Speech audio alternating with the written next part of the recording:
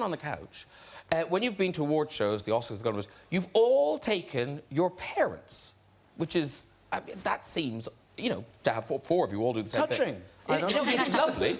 Now, Ryan, your mom, I mean, I'm sure she likes meeting the celebrities, but isn't it the gift room is really her thing she enjoys? I don't want to out my mom like this. I will tell a funny story about that picture, though, which is that my mom was convinced that year by her friend that beehives were going to be all the rage. And if you didn't have a beehive, you'd feel embarrassed. And it turned out to be the opposite. It was a natural hair vibe that night. And my mom sat in front of Rachel Wise, and her hair was so high that Rachel had to keep...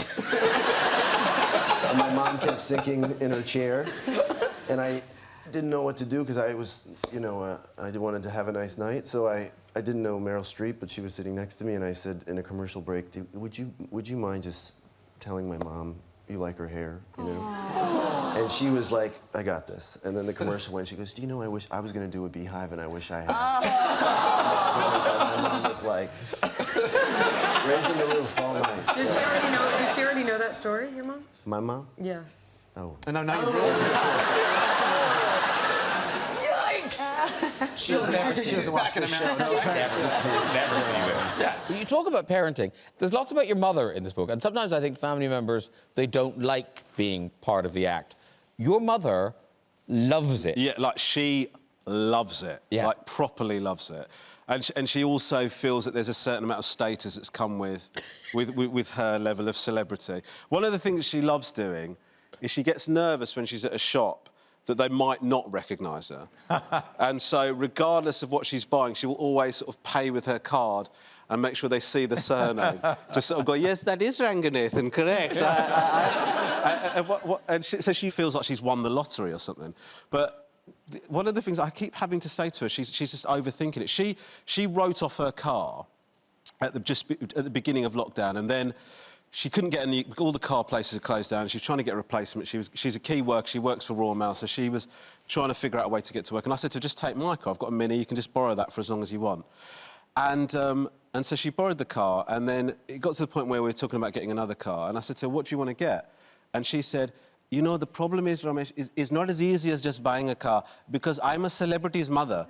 And with that becomes a certain amount of expectation. I don't want people to think, oh, why is Shanti driving this? I said, well, I can say what, Mum? I said, why don't you just keep the Mini? It's you know, just have it. It's fine. I don't mind. And she said, darling, I don't think I should be seen driving a Mini. I said, Mum, the celebrity that you're a mother of drives the Mini. How can it not be good enough for you? Yeah, it's just she just properly loves it. She just really does get nervous about bringing across that status, you know. And I have to say, I hardly recognised you because, of course, we're used to you with the big, luxuriant beard. Yes. Well, I'm doing a show with Rob Beckett about drag, and so we're sort of looking at the whole culture and the art of it, and part of that is that we're developing our own drag act. And so a few days ago we had our first kind of attempt at getting our looks, and so I thought it would be great to, you know, commit to it properly. Yes. And shave my beard off. And I've got to be honest, I regret it hugely, because before, you know, I had a kind of a hipstery beard, and now I look like I work for Google. It's not been great. But here's the weird thing. I think often men think, oh, if I drag up, I'll look gorgeous because you'll be wearing makeup and, you know, I'll look better than I normally do. And I think normally men look terrible, worse. Ramesh Ranganathan, no. Look at this. How... Oh, hello. Yeah. Shantae, you stay. Yeah. Do you have a name? Gorgeous. Well, based on how I look, Mum would be... because I look just like her, which is a little bit horrifying. But I haven't... So that's the next stage of this. So that was us getting our look.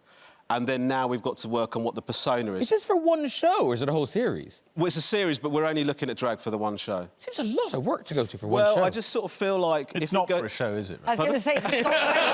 Yeah, a show. No.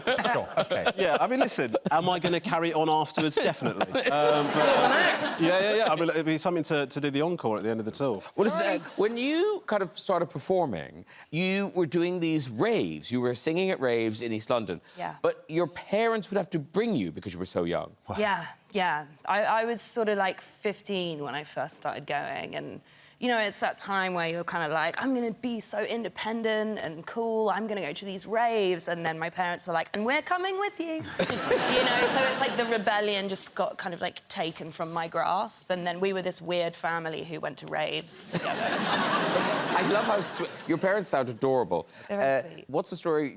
Someone tried to sell drugs to your dad.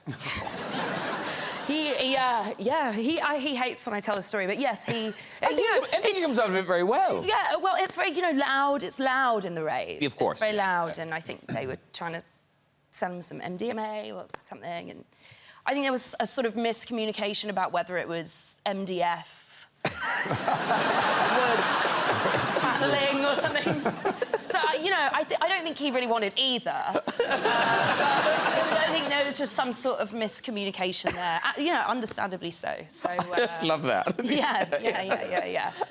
He was approaching it in a very positive way. Yeah, of course someone would try to sell me MDF. Yeah, why not? Yeah. Wow. And you mentioned the personal side of the idea of being a dad. Yeah.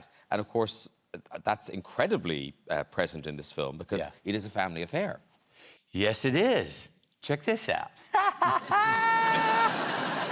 I go home and pitch the script to my family, as I always do. Here's what it's about, you know? And if it's too R-rated, you got to kind of do it in a parable form. But the kids were old enough, I told them straight what this one was about straight. I get to the part about my son.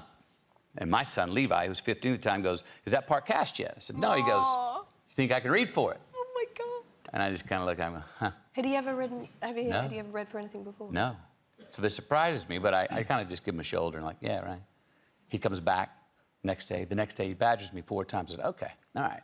First off, sit down. We're going to talk about what this acting gig is. I said, this ain't modeling. This ain't no attitude. All right? This is a freaking rodeo, and you got to go with soul and no bullshit in your bones.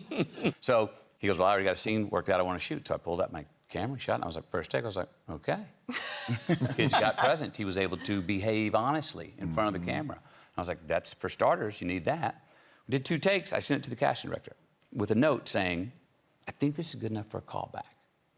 She writes back and says, I think it's good enough to send to the director, Paul Greengrass. I said, great. And then it dawned on me, wait a minute, do me a favor.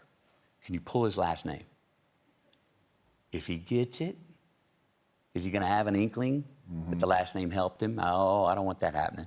So she pulled the last name, goes in as Levi. Paul sees it. Director looks at it, goes, this is the kid. She said, well, you know, it's actually Matthew's son in real life. He goes, even better. Oh, that's so cool. And then, so it's lovely your son's in it. Your mom's in it. My mom's in it. Tell them who she plays. Tell them who she plays. No, she plays my mother. There she is, Kay McConaughey, 93 years young. God, she's gorgeous. No, but look at your son as well.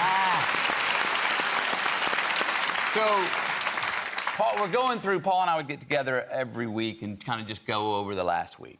How are we doing? Are we missing anything? Is there anything we want to do? Anything special? And the news was always good. We were always happy with everything that was going. But he said, about 4 weeks in, he goes, I got one problem. He goes, I think I miscast the mother, and I either misdirected it or we got to rewrite the scene. Do you have any idea who could play your mother? I said, let me think about it. Next day, he goes, what about your mom? Wow. You're really making this family affair, Paul. I said, hang on a second. He goes, let's just cast her. I said, hang on. Hang on. Before we just cast her, let me get her in front of you. And I said, Mom, can you send me a 1-minute video on your phone of why you love being a mom? She sends me an 8-minute video of why she loves it. I show that to Paul. He's like, yes, that's her. Wait, what was that conversation like when you told your mom? She was already into, like, let me check with my agent, which she didn't have. She was already like, well, let me think about it. This is all sounding very familiar to James Norton, because your dad, has he been in every single thing you've done? Dad, has he? My dad has been in nearly everything I've ever done, yeah. I'm terrified of him watching this because I know I'm going to get a text saying, why can't I play your dad? I want to, you know, I've got my notes ready. He mostly does kind of supporting background work. Yeah, he does a day as an essay on everything I do. So here he is in the House of Guinness. This is your current project. Oh, God. There he is. But we have found footage of him from War and Peace. This is it's over. Is it 10 years ago? More than 10 At least. He flew himself out to Lithuania to shoot this. Yeah, he flies across the world. I did wonder how the hell he ended up in Lithuania to be in this. So he flew himself? He loves it, yeah. OK. He gets a free haircut. He kind of struts around the set like a peacock, gets, you know, to flirt. So you're not in this scene, but keep an eye out. I'll show you James' dad here. I mean, blink and you might miss him. But here we go. War and Peace. It's all going very well. Lovely, very dramatic. And look, who's that in the moustache? There you go. Did he keep the moustache? Yeah, he loved it. Did he keep the moustache? He didn't keep the moustache, no. Oh, it's a new one in House of Guinness. It's a new one in House of Guinness, yeah. In House of Guinness, he had to throw a bottle at me, and he's not the most coordinated, and it was in a stunt sequence, and he had to throw the bottle multiple times. But yeah, no, he loves it. So when he comes out, is it specifically for one scene, or does he just lurk around for many background scenes? No. We make sure that he's only on for one scene. Okay. I mean, he would, if he had the choice, get an agent. I mean, I'm terrified about hearing your story. But has he never asked for lines? Has he never asked? He had a line in one thing. Oh, it was terrible. He had a... I'm sorry, Dad, but... Dad. He had a line in Lady Chatterley's Lover, and I remember him... It was the director said, Hugh, let's give you a line, and he improvised something about the state of the coal mine, and he looks at me and goes, what the fuck? Like, how do I... What does he mean? And then it was... I don't know about you, but you obviously, your son and your mum obviously clearly much more talented than my dad, because he was terrible. And I was standing there and I'm trying to stay in character, and all I have is this man going, the coal is not coming up the... Terrible. Really distracting when your dad's a terrible actor. Dwayne, your mom, she didn't act, but she has now done some acting. She has. So I followed in Matthew's path, and I cast her in live-action Moana. So she's in that, yeah. Does she have lines? No, thank God. No. OK. you went the Norton route. No, yes, okay. that's But you've talked about her before, but I love the idea of your mother. She enjoys your fame very much. She loves it. She does. My mom's had a tough life, and so now she's living like... Cute. There she is. She's just living her best life, and she does. She's my biggest fan, and she has this crazy room that's called the SmackDown room. And in the SmackDown... it's just all me. Yes, everything that I mean, every little thing, anything you can think of, she just shoves it in there. And then this room. Did your mom have something like that? the same room. She does? It's not of you, but it's of all my stuff. That would be weird. And few. So your mom is your biggest fan? Yes, but she also, and she is my biggest fan, but she also is very clear to take credit for all of... Wow. As you said, Yes. every role I've ever played. Here's what she comes up after. She goes, man, you did so good. I can tell where you got it from. Very proud. But we're fine now. My ship's stable enough where I'm like, Mom, say whatever you want. Whatever you want. Now that she's got a great agent, she's good. Yes. But also, she published a book. Yes. Can you remember what the name of the book was? Oh, yes. Because she probably has already put a sticker of the title of the book on my truck. It's called I Amaze Myself. I feel like every book should be called I Amaze Myself. Oh, she's a legend. That is Chapter amazing. 26. Guess what the title is? Some people deserve to be pissed on.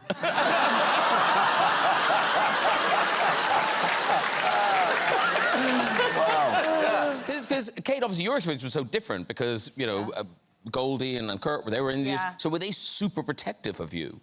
No.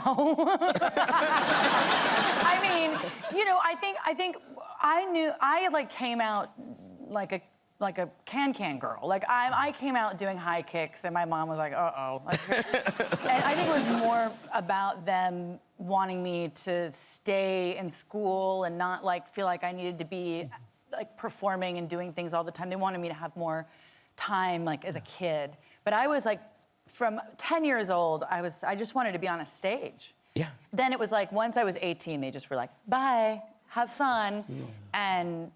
But you say that, but it sounds like your mom is still quite involved. I read a story somewhere about, like, you were giving birth and your mother was very... Oh, she is involved. When she's there, she's involved, and then she goes. She was, like, in my vagina. I mean, it was like, a mother couldn't get more inside of a birthing vagina than my mother. And she had these, like, reading glasses on that had lights on. Oh, wow.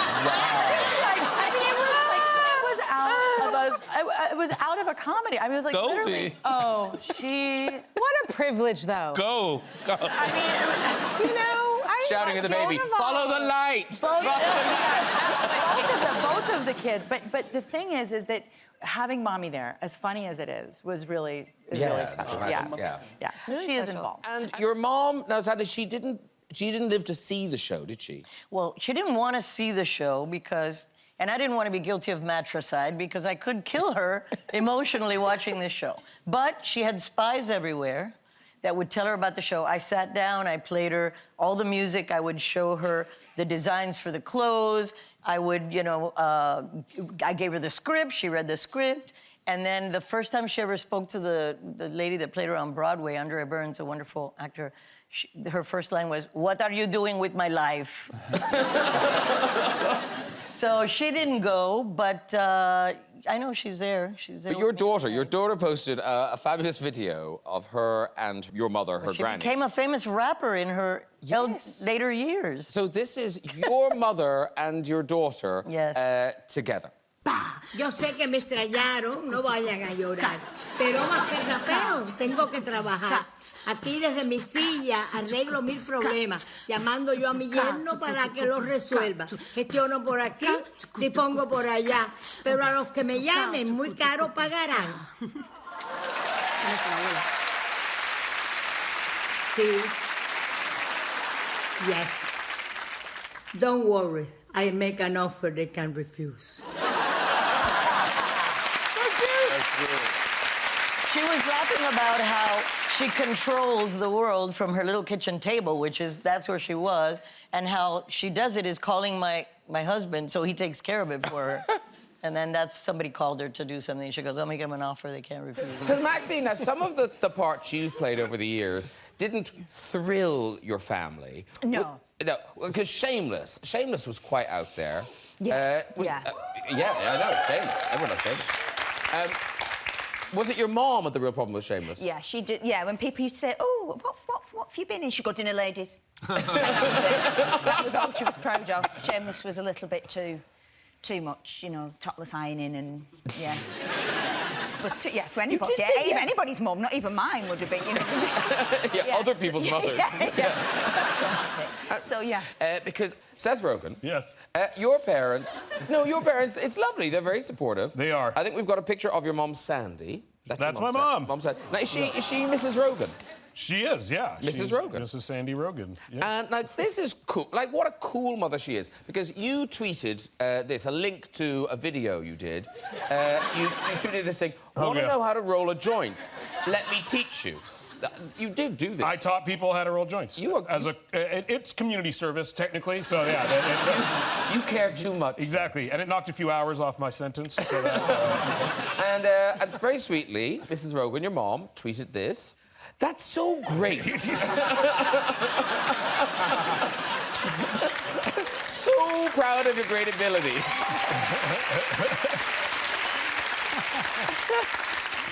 She's proud of me. No, but please tell me, is this tattoo fake? This is a picture of your mom. Oh, this is horrific. Yes, thank God that is fake. I genuinely do not like looking at that picture. There's something so weird. That was made Knocked Up, right? No, it was. I don't know what it's from. It was made on Knocked Up because we all had them. I think it might be. Yeah. There was a point where that was a thing, I guess. But my mom put it on her upper breast, which is horrific to say, and it's horrible. It looks like something a prisoner would send me.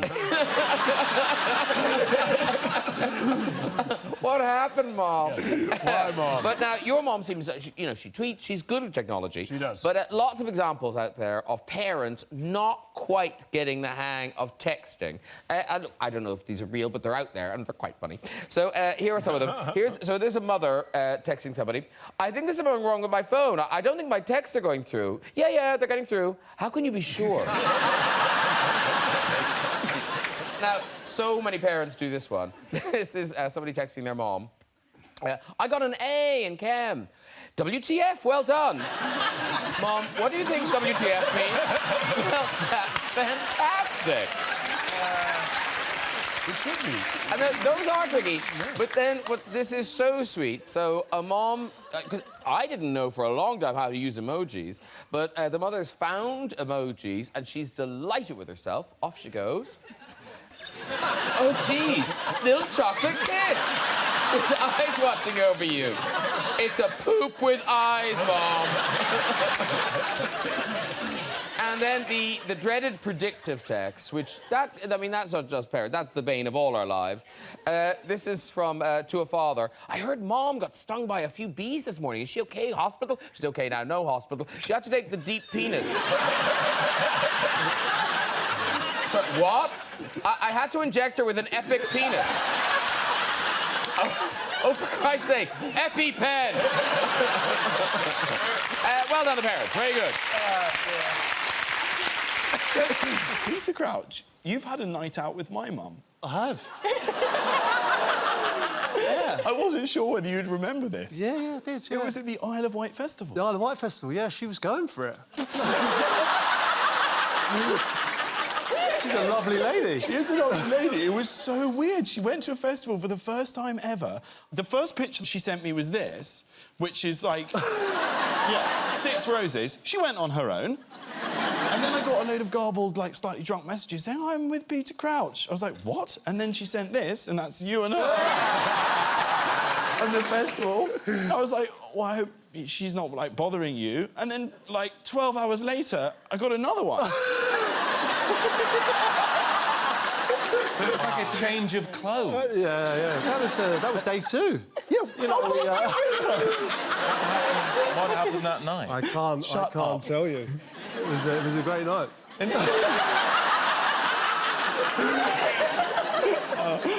instantly regret bringing this up. She was on her own. What? She was on her own. Have you got a sister? She not with your sister? Well, I might do now.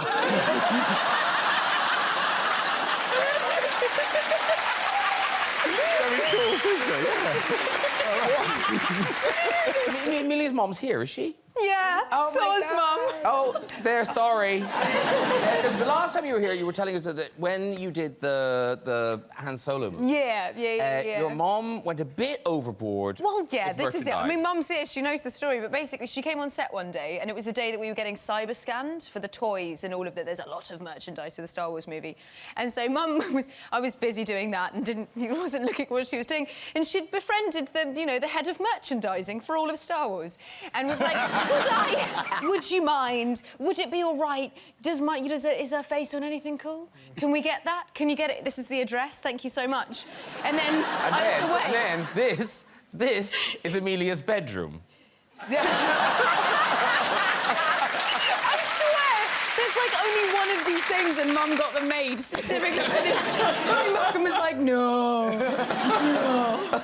Oh, dear. But that's your mom. It's your mom's job to love everything you do. But you were saying how your friends don't even pretend. No. Well, it started as like, we can't afford to like stream the Game of Thrones on Sky. We don't have the money. We can't. Sorry, Amelia. And then it was like, yeah, we're going to try and illegally download it or whatever. And then it got to the point where I was like, season 8, and I'm like, guys, I'm going to have a screening of the last episode. And they were like, so we have 7 3/4 seasons to like catch up on this Sunday.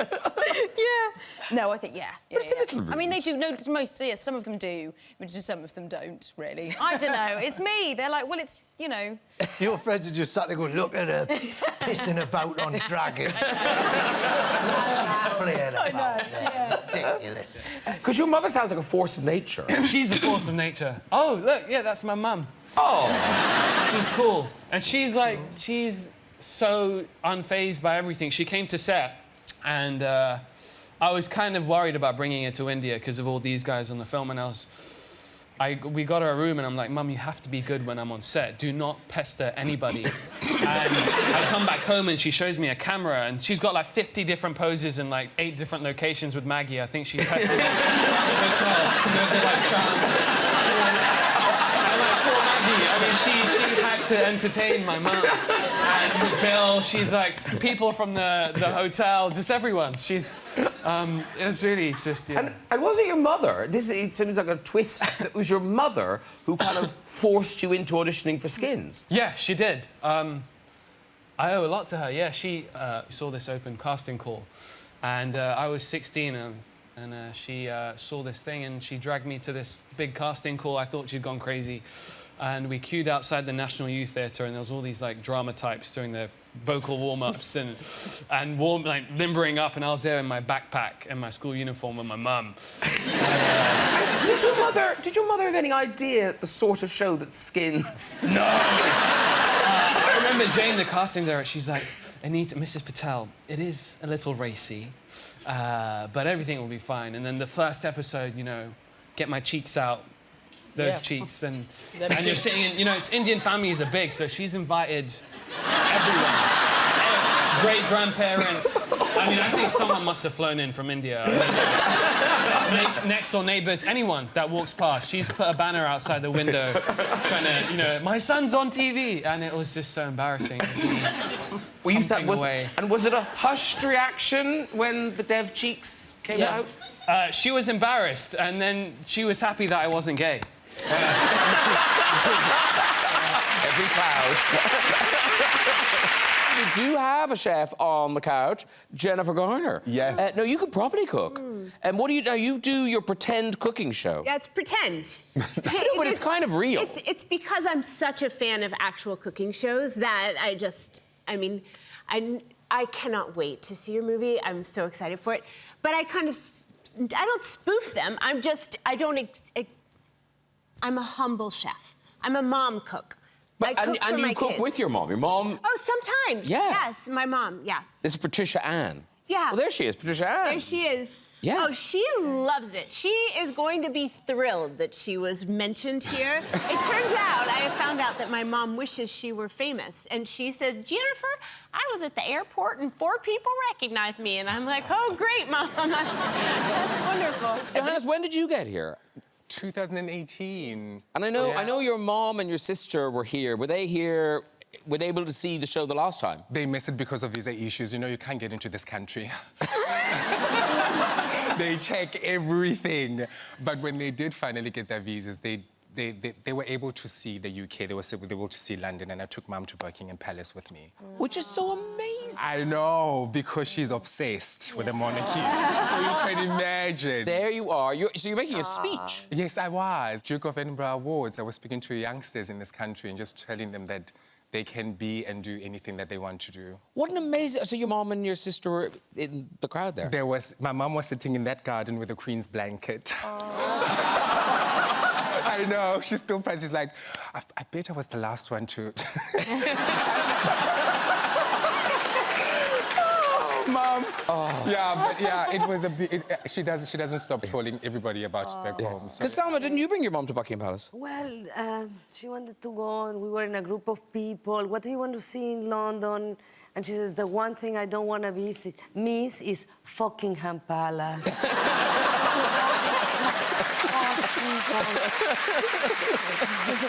There was a lovely thing you said where you were thinking about coming back, and you said it was the sort of the spirit of your late mother kind of spoke to you. Yeah. Well, yeah. The last time I was here with you, actually, it had been 8 years since my mom had passed, and she passed while I was doing Sister Act here. Is that 8 years ago? Yeah. But I read a thing, it was really sweet. I think you hadn't really like made a bed, you just sort of started making money. Right. And your first thing was, Mom, I want to get you a treat. What's the thing you've always wanted but never thought you'd have? And she said, well, I would like to have an ermine coat and a beaver bowler hat. The beaver bowler must come in a box. It must have the brush, and it has to say it. And I said, okay. I didn't know what a beaver bowler hat was, but somebody told me, and then I got it for her, and she never wore the coat. She only wanted the coat so that she used to lay it on her bed, and all she wanted to do was, on the days when she was feeling out of sorts, she wanted to take it off the bed and drag it down the stairs.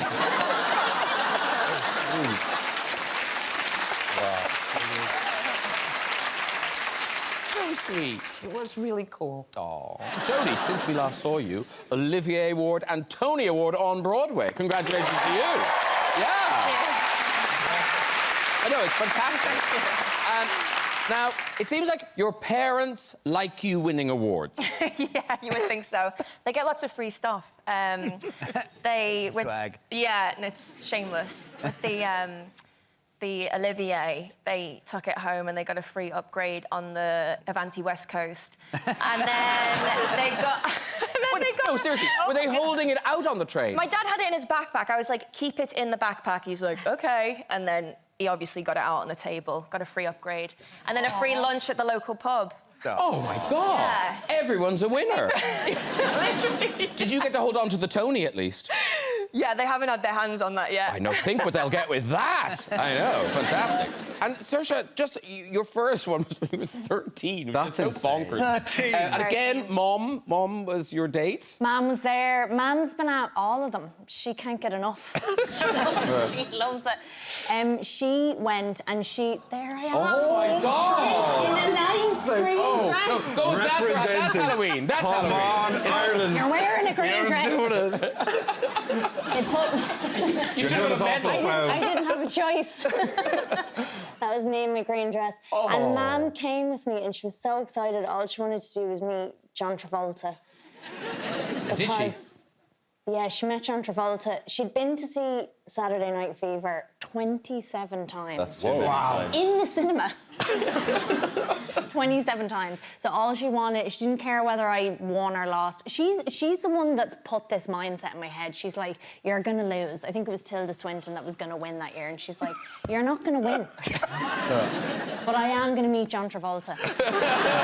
While we were on the red carpet, I think I was doing an interview for like E! Or something like that. And I was you're so unaware of everything when you're that age. And apparently behind me, Mum was stood there and George Clooney went by and he stopped to talk to someone and he was stood on her dress. And the whole way through the interview, Mum's just going, excuse me. And she gets like progressively more aggressive and she's like, can you get off your dress? So that's all everyone talked about afterwards. Yeah, very, very, very, very exciting. Oscar nominated for your new film, Flight. Congratulations. Yes.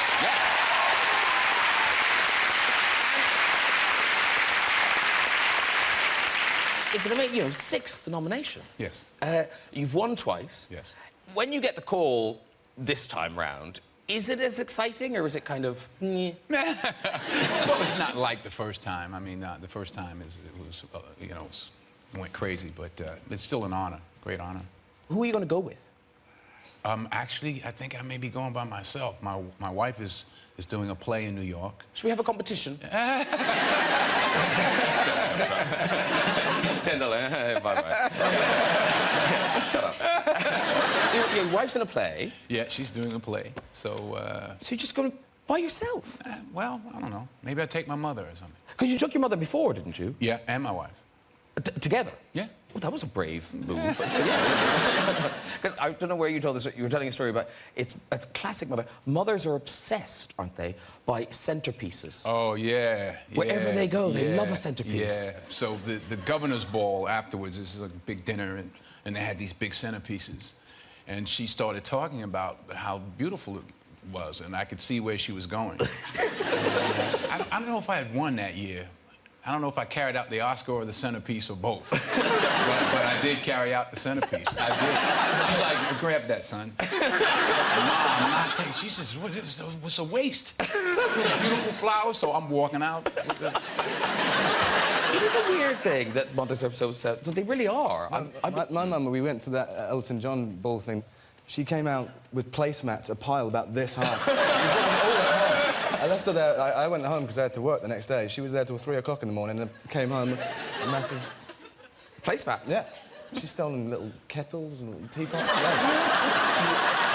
Yeah. You know that thing about your email address? Again, probably shouldn't be telling this story. Here's the thing. Your big, huge tour. Yes. Now, when does it start? Is it in the new year? It starts in February, yeah. So how many dates are you doing in total? 19. 19? 20? 19. Oh, I was going to say, Christ. Yeah. You look terrified. Miss Lazy over here. 4 years. It's 90. For you. Yeah. I used to do really, really long tours. Like the last big one I did like sort of 80 dates, and just went a bit mad. You know, you're in a hotel. I took my mum on tour with me for like not for the whole time. That would have been, but for a week I took my mum. Is she going to come on this tour? She'll come for a bit of it. Yeah, well, it's quite good fun seeing your mum on. Like my mum was on stage at Wembley, pretending to be a stand-up in an empty room. It's funny, isn't it? Just being like, "Hi, Wembley, how you doing?" It's just an amazing moment to have your mum acting like, you know, your mum in front of imaginary audience. But she loves the fact that you're getting well known, or you are well known. Yeah, she loves it. Yeah.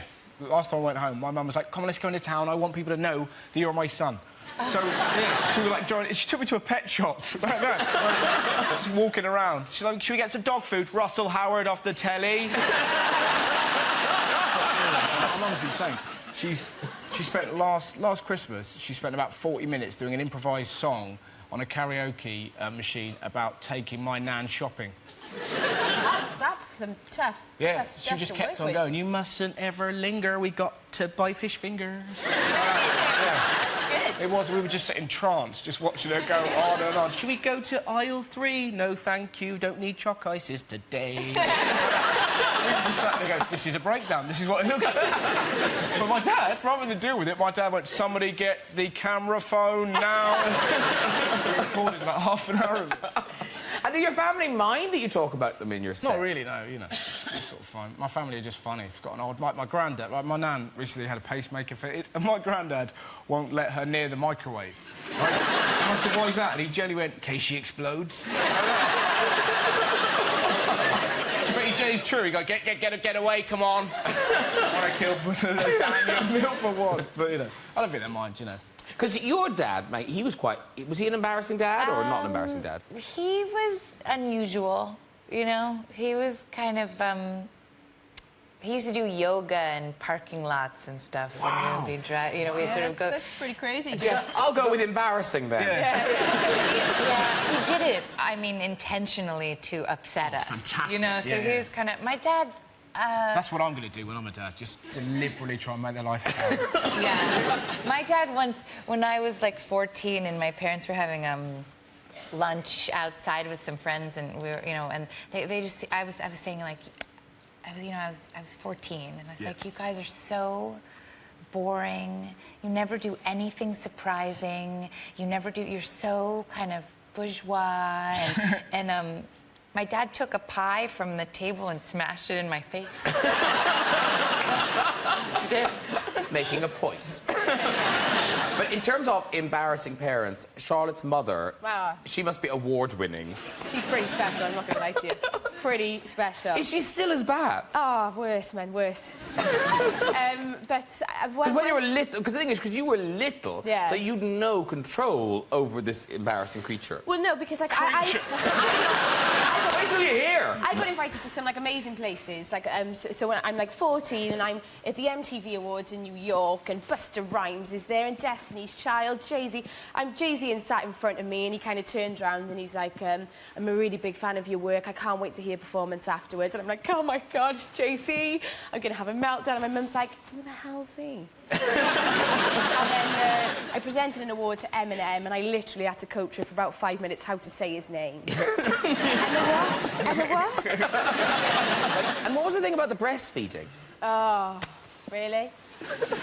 All right, so my mother breastfed me till I was like 18 months, and she made a point of like telling everyone this, but lots of people in my career as well when I was a bit older. But she said, "The thing is, babe, you were like 18 months, so you could walk and talk by then." So she used to come over to me and say, "Titty, mammy."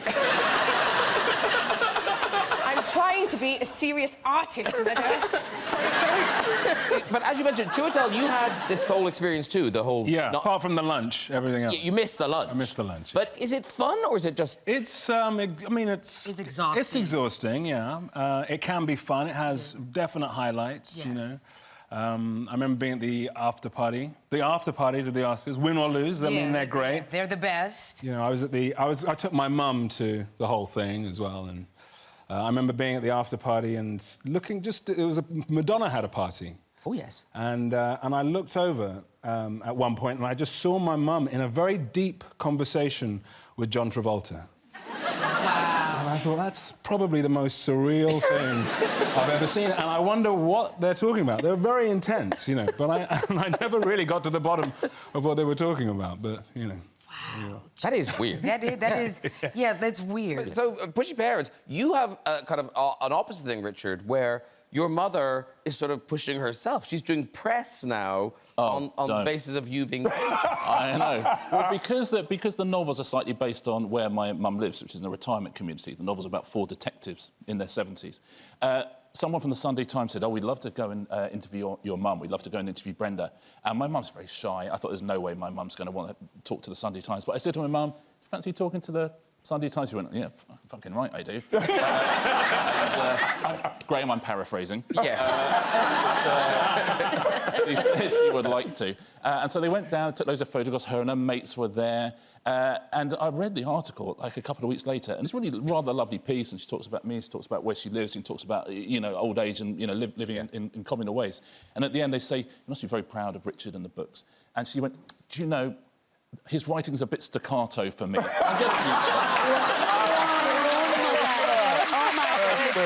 Mum's the world over there, isn't it?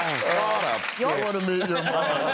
My mum would love to meet you. Yeah. My mum did that when I was on Strictly Come Dancing. Yeah. It's like Britain's version of Dancing with the Stars. Yeah. And I did a dance one night, and she walked round a party that she was at where everyone had watched it at the house, just going, I didn't think you did well. Best dance, no, really bad. I think you'll be out next week. Only a mother can. Now, obviously, you know, you're getting great success now. You're on Sky, you're, you know, ITV, Channel 4, you're here. Yeah, I'm really successful. You are! Yeah. You are! Hey, that tracksuit didn't bling itself, you know. Right. Yeah. But you were kind of a self-starter. You made these YouTube clips.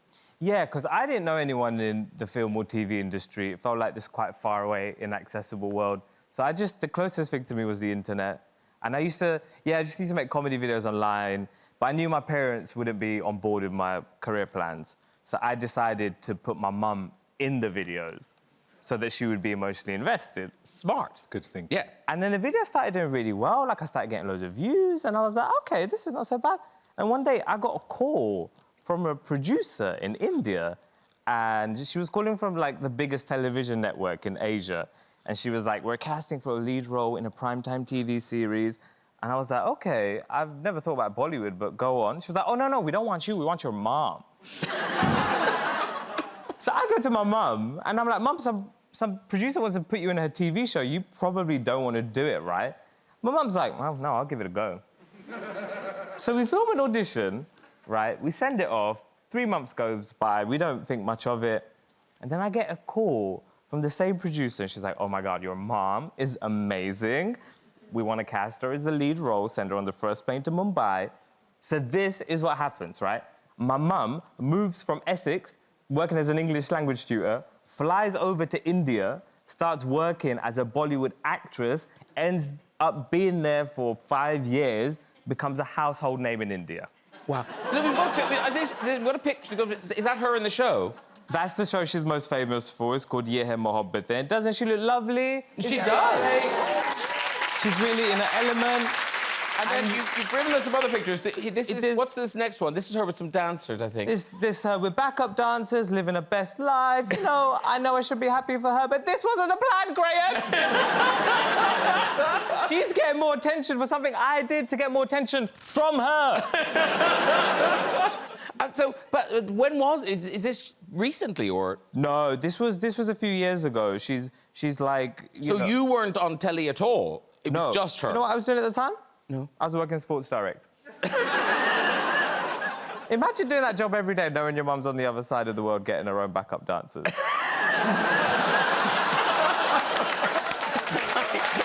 like that. She won. Yeah. Well, listen, actually, Rowan, I hope our next guest has been listening because his mother has a similar love of the limelight. Please welcome, live from LA, Oscar winner, Matthew McConaughey, everybody. Hey! to see you. Oh, so good to see you. I don't know if you were listening there, but I mean, you've talked to us about your mother before. She quite liked it when she got to step into the light. Oh, very much. Very much. Liked it maybe more than I did. Right after I got famous, so to speak, after A Time to Kill opened up, our relationship was a bit tight for a while, meaning things I would share with her might show up the next day or the next week in the newspaper. Or, for instance, one night I'm at home and I get a call from my buddy. He goes, "You watching this?" I go, "Watching what?" He goes, "Put on Hard Copy," which is one of those 6 p.m. sort of gossip shows, right? I put it on. And there I see my bedroom with my mom leading this cameraman through my bedroom that I grew up in high school. And she goes, "And this is the bed where I caught him with Melissa. I was really confused on that because she didn't really last. And this is his bathroom. And in the shower here is where I caught him doing you know what, but don't worry about it." And she's going on, and I'm going, "Mom, what did you do?" And she goes, "What?" And I go, "Mom, I hear it in the background on, you're watching it too at home. And I'm watching it. What the hell is going on?" She goes, "Oh, that. I didn't think you'd find out." And I go, "Mom, it's on national television."